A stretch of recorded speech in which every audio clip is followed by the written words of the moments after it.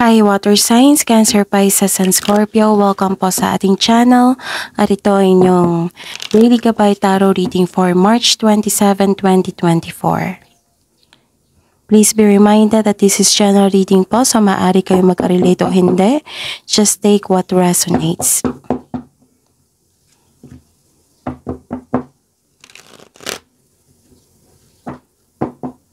Gamitin ang reading na ito bilang gabay lamang. Balik po kayo dito bukas para sa ating Daily Gabay Tarot Reading. Please like, subscribe, and click bell button for notification para updated po kayo sa Daily Tarot Reading natin. Para po sa gusto magpa-reading, maaari nyo pong makuhang link. Nasa description box po ito. Message lang po ko sa Messenger. Maraming salamat po.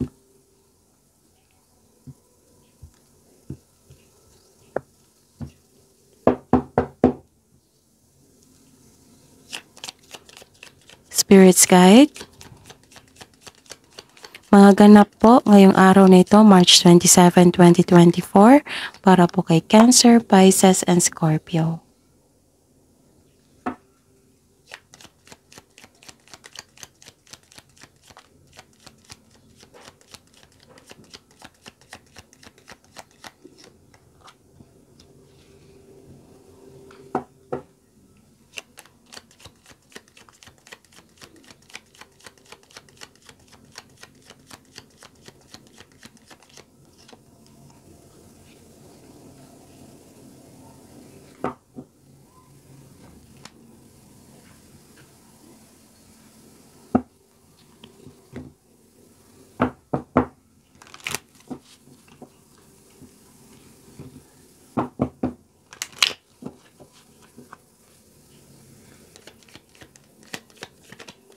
Spirits Guide. Mga mensahe po para kay Cancer, Pisces, at Scorpio ngayong March 27, 2024.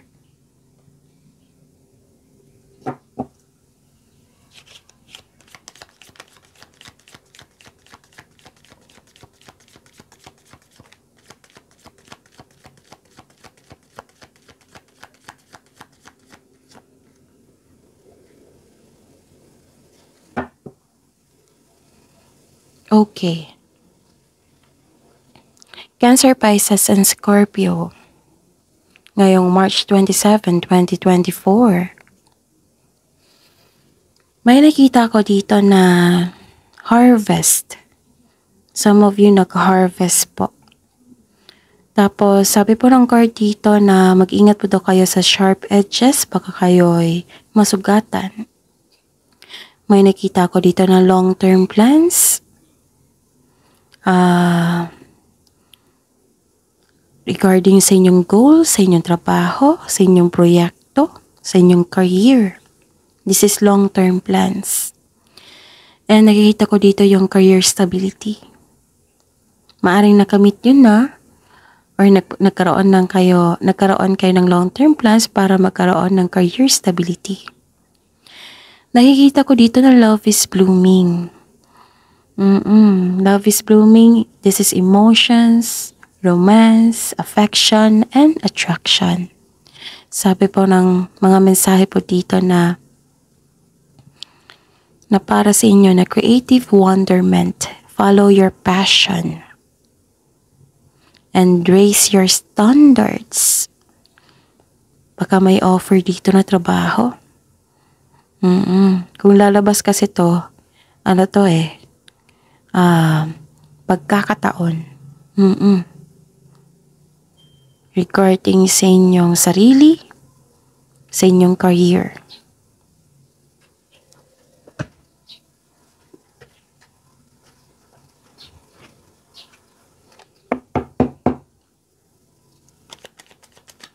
Spirits Guide, ano po ang energy ni Cancer, Pisces, and Scorpio ngayong March 27, 2024?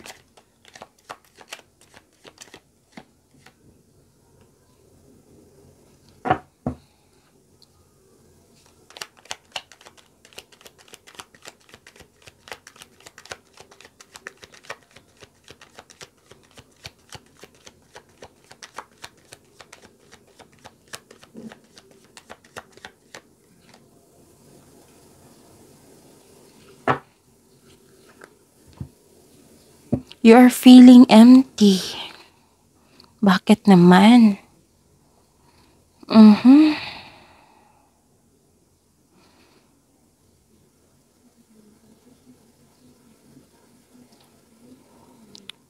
Nagkaroon ng disappointment, repressed emotion,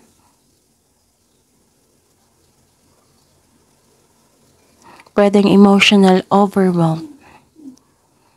Nagkaroon ng emptiness, pwedeng na-drained kayo.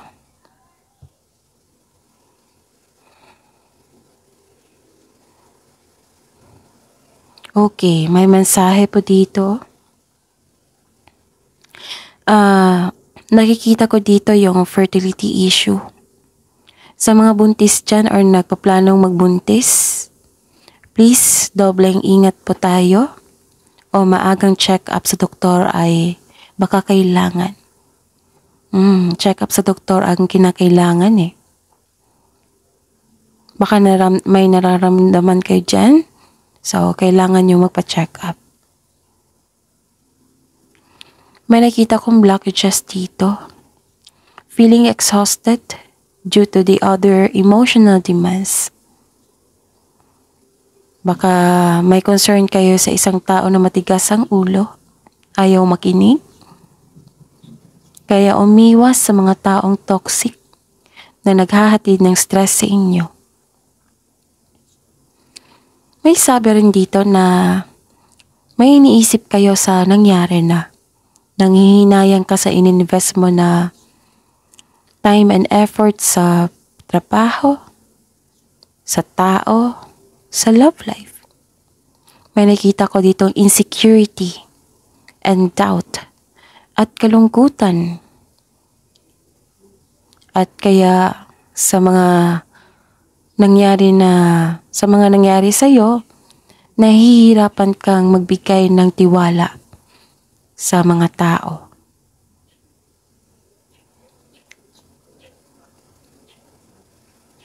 Nakikita ko dito na a potential new love does not develop into something more lasting. And sabi po ng card nyo na guard your heart, trust your intuition. Alam mo naman natin na may tao talaga na mabuti lang sa simula, lalo na't hindi sila totoo sa sarili nila at sa kapwa. Sa katagalan, kung ito ay nagbabalat kayo, maaaring lalabas din ng totoong kulay. Kaya I advise na kilalanin niyo muna ang taong ito kung ito ba ay green or red flag.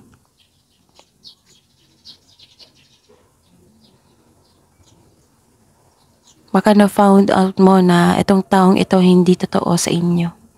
Kaya nalungkot kayo. Baka nagustuhan mo na ito. Nahihirapan kang mag-move on dito eh. Gusto mo magstay sa ganyang pakiramdam kasi nahihirapan ka. Nahihirapan ka sa pagtanggap sa mga nangyari. Actually, may nakita ko ditong bumalik galing sa past. Pwedeng naiisip mo ito, pwedeng bumalik talaga, literal na bumalik. Kaya nahihirapan ka sa pag-move on. At may nakita ko dito na may delay sa plano mo na mag-travel, lipat bahay. Kasi may plano kasi dito na relocation. Nagkaroon lang ng delay. Siguro dahil sa hindi mo matanggap ang mga nangyari, nahihirapan kang lumabas.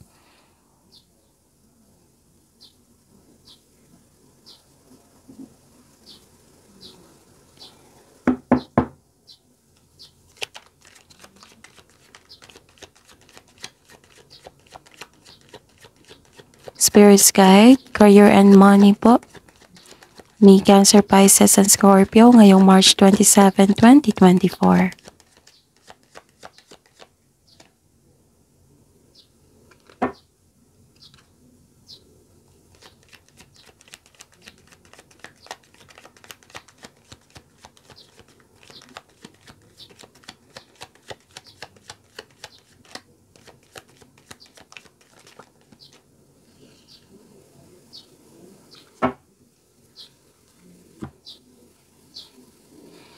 Mm.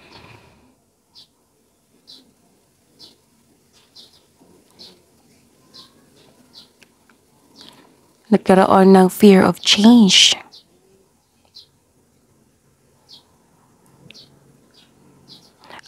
Nagkaroon ng hesitation. Sabi mo dito ng card na, di ba may balak kayong mag-move out? Sabi po ng card, kung hindi kayo handa, huwag niyo po munang ituloy. Kasi baka lalaki ang problema mo.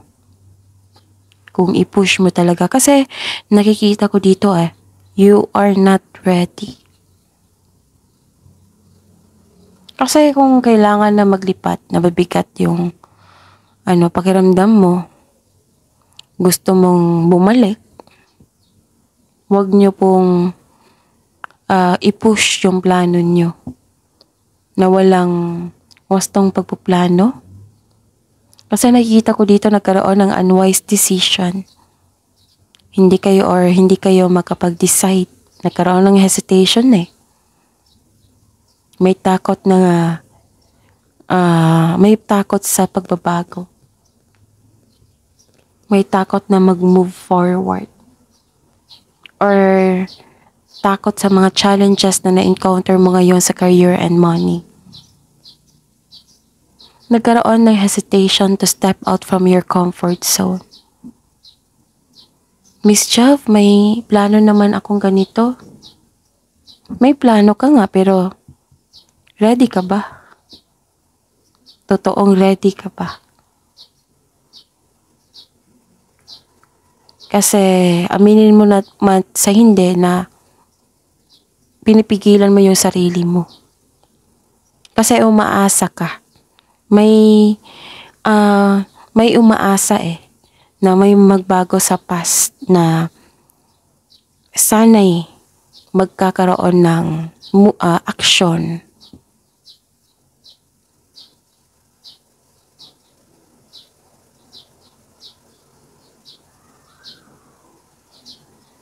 May solid plan ka na, pero mamaya na. Kasi gusto mong makulong sa inyong emotion. Isa nasaktan ka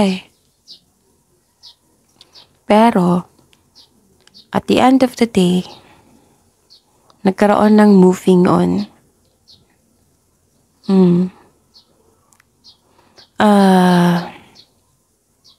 Yes, malungkot ka sa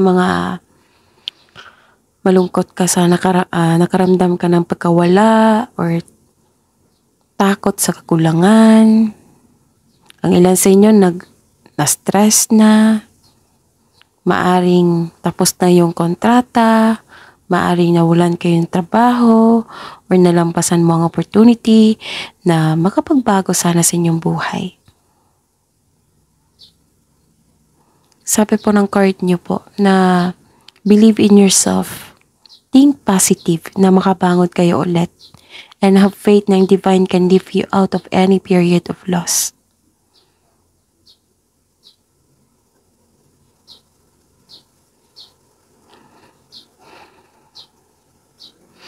Magtiwala sa kung ano ang darating kahit na hindi ka komportable sa sandaling ito. Kasi nakikita ko naman dito na makukuha mo ang kailangan mo. Focus kayo on mind healing instead of suffering. Nakukuha ko kasi dito Yes, nasaktan kayo.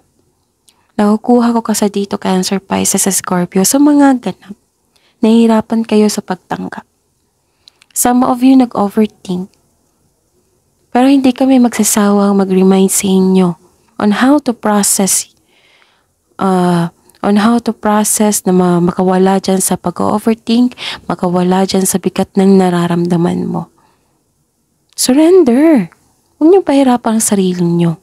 Cancer, Pisces, and Scorpio. You deserve to be happy. Alam niyo ba ang overthinking? Kinukuha niya yung happiness niyo. Overthinking and overanalyzing.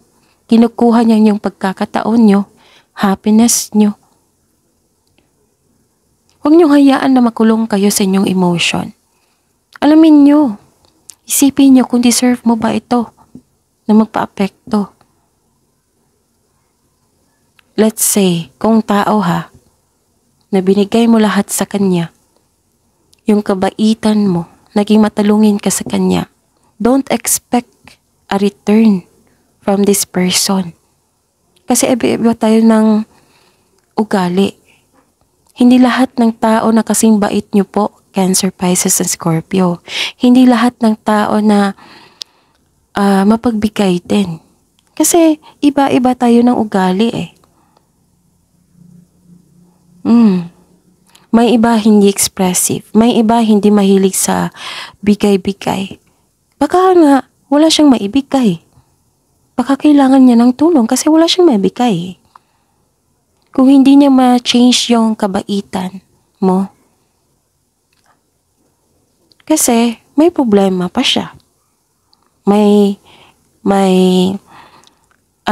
Let's say, hindi pa niya na-realize na nagkaroon siya ng ganyang pag-uugali. Kailangan nyo talagang tanggapin na may nawalang opportunities. Let's say may dumating.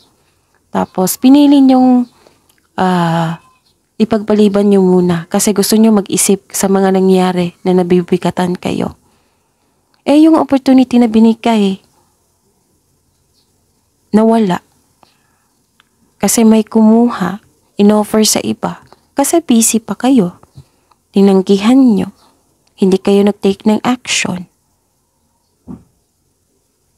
Diba? Iba-iba kasi yung experience natin. Iba-iba yung experience nyo, Cancer, Pisces, and Scorpio. Kung nawalan kayong trabaho, anong gagawin mo? Tanggapin. Then take an action. Kaya mo to self. Apply ako ng trabaho pagkabukas, ayusin ko yung resume ko, biodata ko. Magtatanong ako, maghahanap ako. Kung ano yung mga bakanting posisyon, trabaho, na naka-align sa akin. Ganun. Think positive. Ikaw mismo yung, mag-cheer up sa inyong sarili. Huwag niyong hintayin na may taong aayos sa inyo or tutulong sa inyo. Kayo po ang makakatulong sa inyong sarili. Kasi matutulungan kayo ng universe kung ikaw mismo yung willing kumilos para sa inyong sarili. Kasi nakikita ko dito, you deserve na magkaroon ng makatanggap ng blessings. You deserve na maging happy. Don't put blockages. Kasi yung blockages, yan yung haharang sa mga bigay ng universe sa inyo. Ikaw mismong gumawa sa inyong emotion na yan na nagkaroon ng blockages. So process po. Kailangan natin matuto. Huwag niyong hintayin na may isang tao or pagkakataon na maayos kayo. Kayo mismo ang mag-ayos. Kayo mismo mag-cheer up sa inyong sarili. Claim positivity, attract positivity, positive affirmation. Kaya ko to. Kaya natin to self. I am love, I am healthy, I am kind. Walang hindi ako, kung ano man yung mga challenges dyan, hindi ako magpapa-apekto, hindi masisira yung kabaitan ko. Disappointment is there. Yes, that is very normal. I-process mo. Huwag niyong patagalin. Kasi kung patagalin nyo yan sa sarili nyo, magkakaroon yan ng blockages. Paano na yun matatanggap yung blessings na binigay sa inyo ng universe? Kasi you are creating blockages. Process nyo yan, ha? Huwag nyo pahirapan yung sarili nyo. Focus on mind healing instead of suffering. Pagtiwala sa sarili. We cannot please everybody na magustuhan tayo, na maging mabait sa atin. May kinakaharap yun din sila May problema sila. Na kayo expressive, sila hindi expressive. kayo mapagbigay, sila hindi mapagbigay kasi yun yung kinalikhan nila, yun yung naugali nila.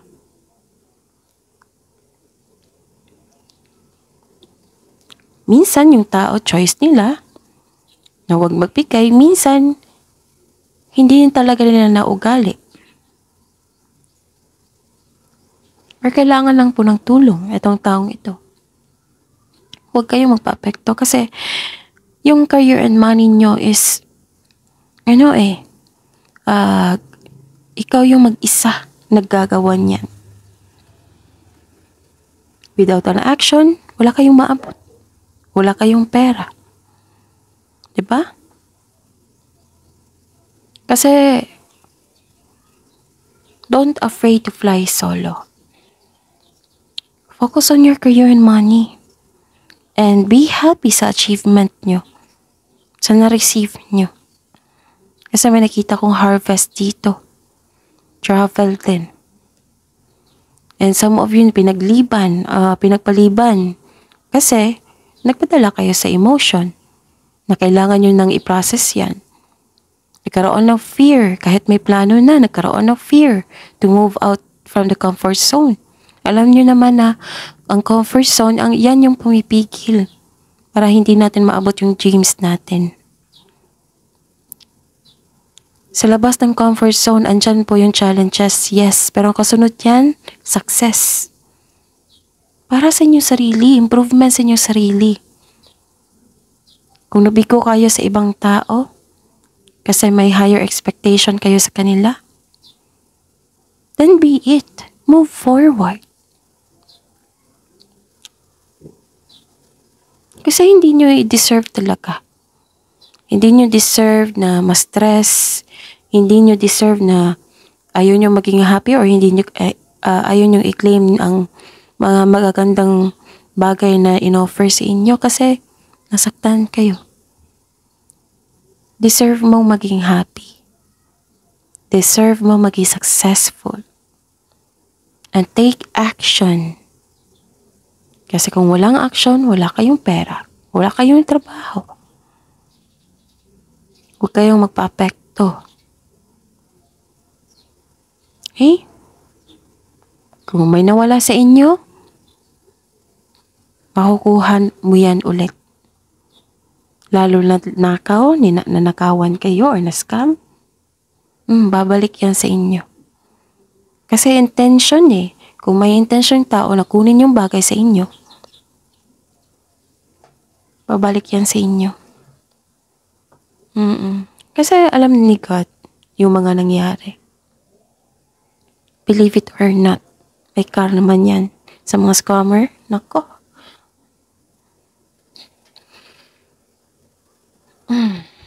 Okay. Ayaw ko lang talaga na mag-overthink kayo kasi yan yung distraction May travel kayo, may gagawin kayo.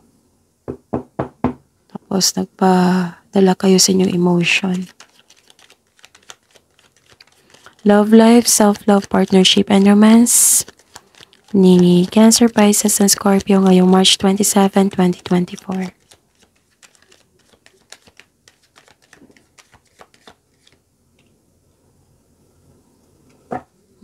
This is good. Nagkaroon ng pagbalanse.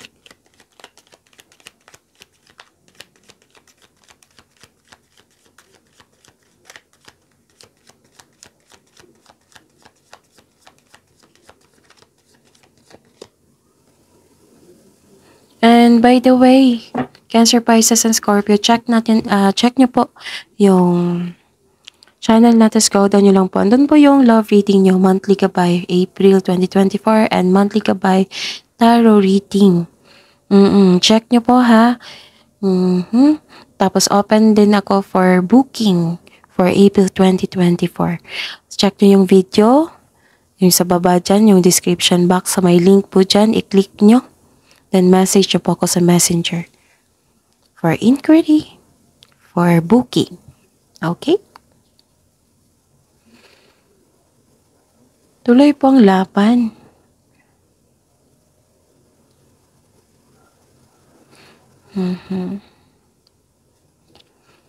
Okay, nagkaroon ng moderation dito, nagkaroon ng pagkakaisa. Kasi nakikita ko dito na may nag-support sa inyo eh. Lalo ng universe, nakikita ko dito yung divine timing. Tranquility, serenity. Combination of forces. And some of you may na-realize. Seeking higher wisdom and truth. You're divinely guided po. Cancer, Pisces, at Scorpio.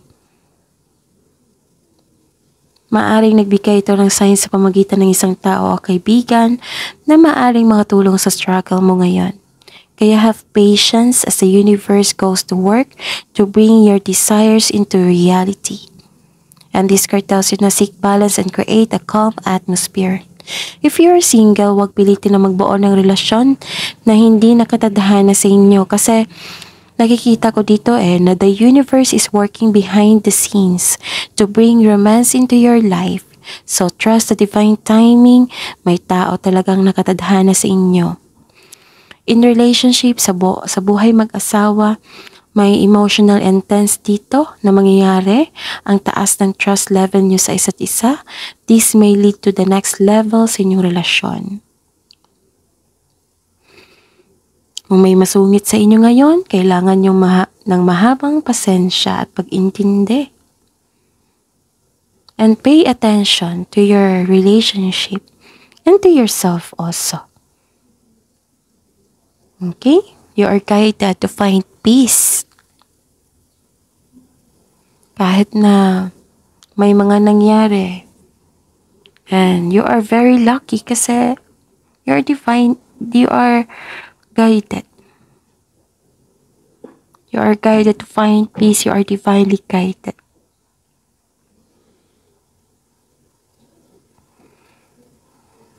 Yung nakaramdam ka kanina na gusto mo lumaban pero napaghinaan kang loob, nagpa-apekto kayo sa mga balakid, na hindi naman kailangan yung tanggapin yung toxic traits, yung balakid, huwag nyo i-claim yan. Kung may nangyayari, huwag nyo i-claim. Positive affirmation. Positive affirmation. Blessings come to me. Money come to me.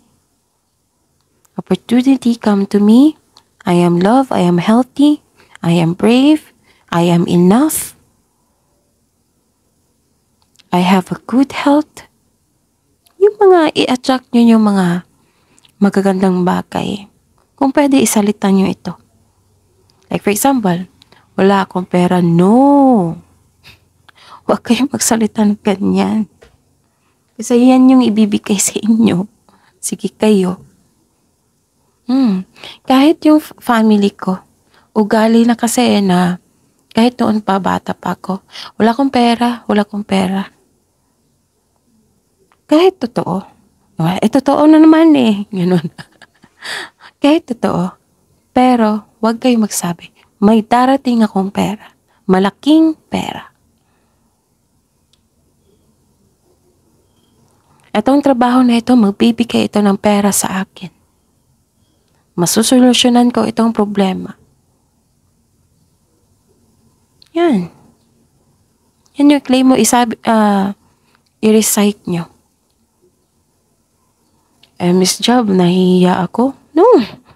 Bakit kayo mahihiya? Wala namang masama dyan. Yung mahiya, yung mga scammer, di ba?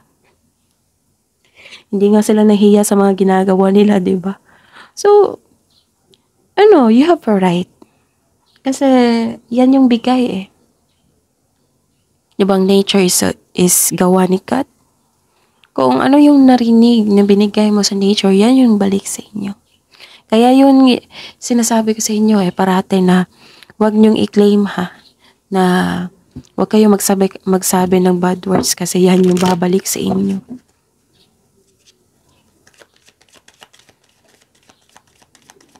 At least na balansa dito. Nagkaroon ng pagkakaisa.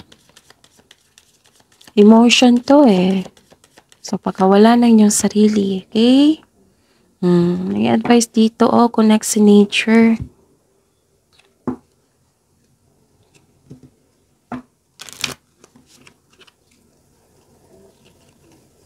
Sa buhay mag-asawa at sa mga may relasyon, be honest po daw. Pagkaroon ng heart-to-heart conversation.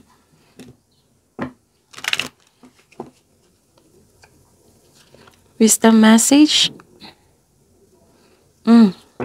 Some of you, kailangan yung mag-self-study para magkaroon ng panibagong skills or mag-practice kayo sa skills nyo regularly. Polish your skills by practicing regularly. Kailangan ng mahabang pasensya dito. Kung ano man nangyari ngayon, kailangan yung mahabang pasensya dito. Kasi ang resulta nito is reward.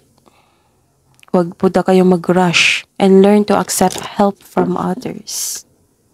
Spirits, guides, angels, archangels, guardian angels, mensahe niyo po para kay Cancer, Pisces, at Scorpio ngayong March 27, 2024. Sabi pa ni Archangel Mataton dito, you have a bond with children. In particular, you can help children who are sensitive. Okay, so that is your reading.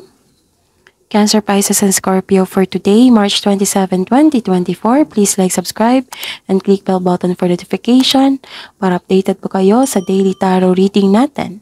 Maraming salamat po.